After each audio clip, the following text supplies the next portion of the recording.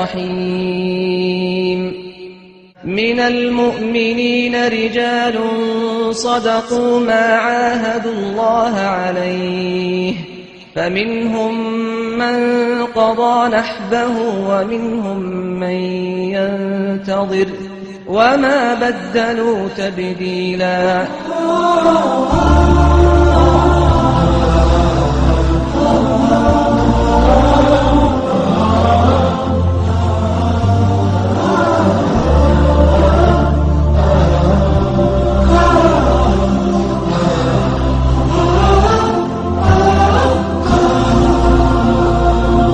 ان الذين ينادونك من وراء الحجرات، ان یعنی تأکیداً محققاً اینه.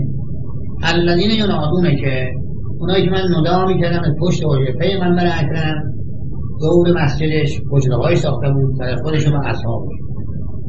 و این حجرها دیواراش کوتاه بود. علاوه که کار داشتن من داد میزنن یا محمد، در حجره پیغمبر داد میزنن یا محمد اخراج، ای محمد بی بیرون. این عرب داد میگرد میرم یک عربی گرد. این بود که خداوند متعال اینها رو مؤدب کرد و آداب حسنه.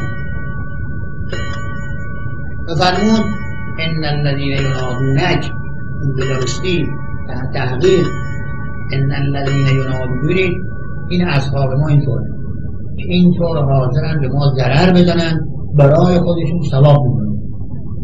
میفرماید که ان الذین ینادونک، اونهایی که ندا میکنن تو را من وراء الحجرات، از پشت حجرات.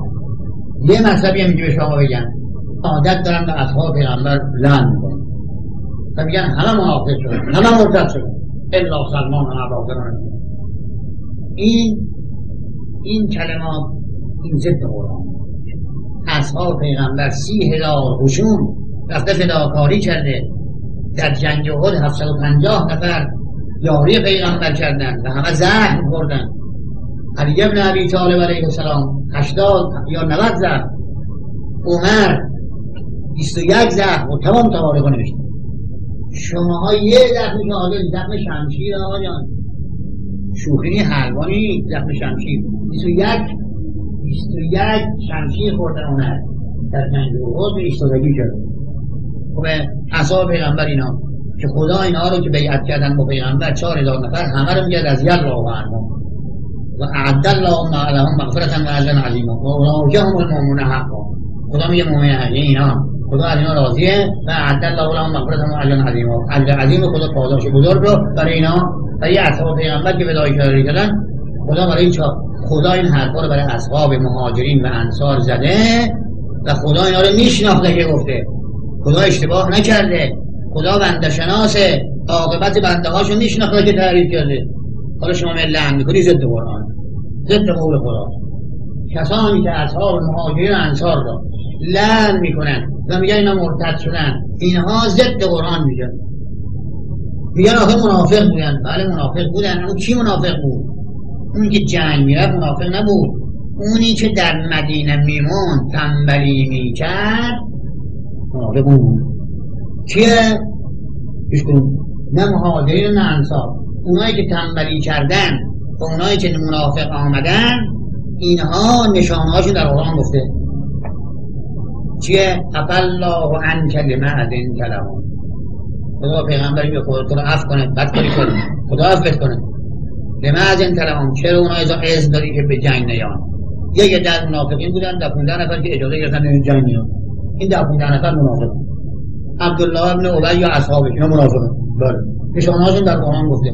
اونا اصلا که میگفتن که یخرجن الاعز من الاذل، میگفتن ما عزیزیم در مدینه و محمد و اصحابش ذلیلن و ما اینا رو بیرون میکنیم. این درست. یک عده مخصوص نشاندار که خدا نشانهاشون در قرآن گفته، اینا منافقن. این وقت به اصحاب مهاجرین انصار نداره. پس کسانی که بدانید، کسانی که مهاجر و انصار رو فحش میدن یا لعن میکنن یا بالای منبران میگن اینا مرتد شدن، اینها تمام به قرآن بیعقیدن. چرا؟ بیا قرآن خدا تضمین کرده بهشت را برای مهاجرین و انصار. خدا قول داده، از اینا راضی شده، از اینا تعریف کرده. در سوره انفال میگه ان الذین آمنوا این الذین ایمانو یه چکار کردن با هاجر و هجرت کردن، یه هجرت کردن منافقن. تو حاضری خونت ول کنی بری قضوین؟ کدوم شما حاضر خونت ول کنی بری قضوین؟ با اینکه هر دوش مملکت اسلامی، اونها خانه هاشون از مملکت کفر ول کردن، خانه زندگیشون رو هاجرون، هجرت کردن آمدن مدینه. با اینا منافقن. برای چی؟ چه دخلی داشتن برایشون؟ خانه و زندگیش که مثلا فرض مثال میزنم 100,000 تومان خانه و زندگیشو در مکه ول کرده آمده مدینه. منافقه یعنی چه؟ یعنی داره تمنا میگه مسلمانم که از بیت المال 3 تومان بهش بدن. میشه کسی خونه‌شو در مکه 100,000 تومان ول کنه بیاد منافق بشه برای 3 تومان؟ میشه این؟ پس اینهایی که مهاجر بودن یک نفرشون منافق نیست. منافقین کسانی هستن که به جنگ حاضر نشدن، اسمشون هم هست. کسانی هستن که نقشه می‌کشیدن پیغمبر رو بیرون کنن. کسانی هستن که در مقابل مسجد پیغمبر مسجد ساختن، اسمشون هم هست. خدا نشانه‌هاشون داره. آمدن در مدینه مسجدن ضرارا و کفرا و تفریقا بین المؤمنین لا تقم فیه ابدا. خدا پیغمبر میگه تو مسجد نرو. اون مسجد ما منافقین. اونا کیا بودن؟ اسمشون من یادم نیست. عبدالله ابن راهب کیو اسمشون هست. ادعی بودن که اینها جز منافقین هستند. منافقین نشان دارن. همه اصحاب پیغمبر مهاجر و انصار را نمیشد منافق بود. اینهایی که هجرت کردن جان دادن، مال دادن. خدا میگه ان الذین آمنوا و هاجروا، هجرت کردن و جاهدوا باموالهم و انفسهم. ولا تحسبن الذين قتلوا في سبيل الله امواتا بل احياء عند ربهم يرزقون فرحين بما آتاهم الله من فضله ويستبشرون بالذين لم يلحقوا بهم من خلفهم ألا خوف عليهم ولا هم يحزنون.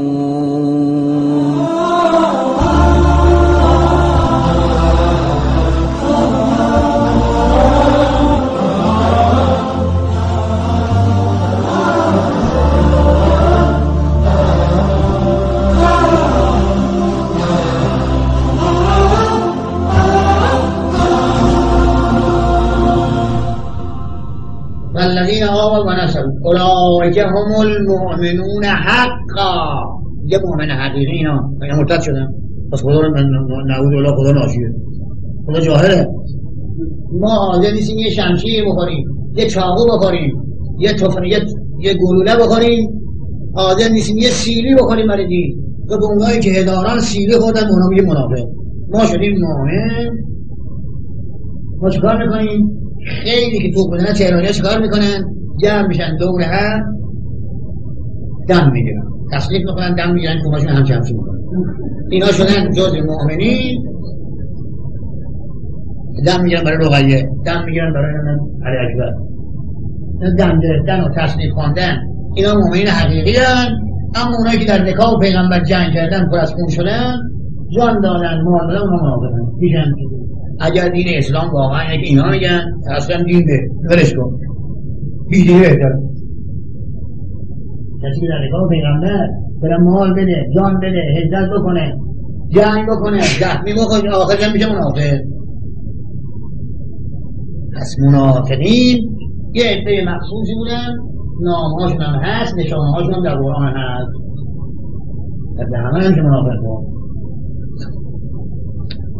ان الذين يغضون اصواتهم عند رسول الله اولئک الذين امتحن الله قلوبهم للتقوى. بعد میفرماید ان الذين ينادونك، اونهایی که میان تو رو ندا میکنن من وراء الحجرات، از پشت حجرات، یا محمد